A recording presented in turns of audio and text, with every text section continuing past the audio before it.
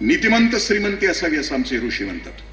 म्हणजे घरात येणारा पैसा कसा असावा? तृप्त असावा, कुणाच्या मुंड्यावर गळून येणारा नसावा, कुणाच्या पापाचा नसावा, भ्रष्टाचाराचा नसावा, नीतिमंत श्रीमंती असावी. गंमत अशी आहे की पापाच्या पैशामध्ये लोक सुखाची अपेक्षा करतात आणि पापाच्या पैशामध्ये घर बांधतात आणि वास्तुशास्त्राच्या आधारे बांधतात. पैसा पापाचा आणि घर वास्तुशास्त्रानं बांधायचं, म्हणजे घर शांत असावं.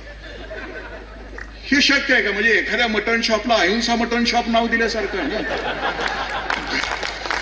पापाच्या पैशाच्या घरामध्ये वास्तुशास्त्र म्हणजे असतं काय की ईशान्येला ईश्वर असावा, देवघर ईश्वर ईशान्येला असावं.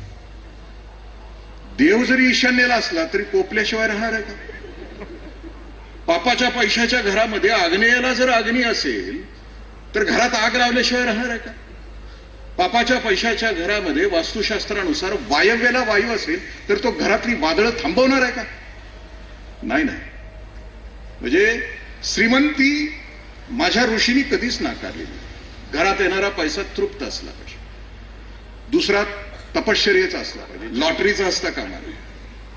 तृप्ताम तर्पयंतीम ज्वलंत असं म्हटलं. आणि ज्वलंत झरा असला पाहिजे, कष्टाचा असला पाहिजे.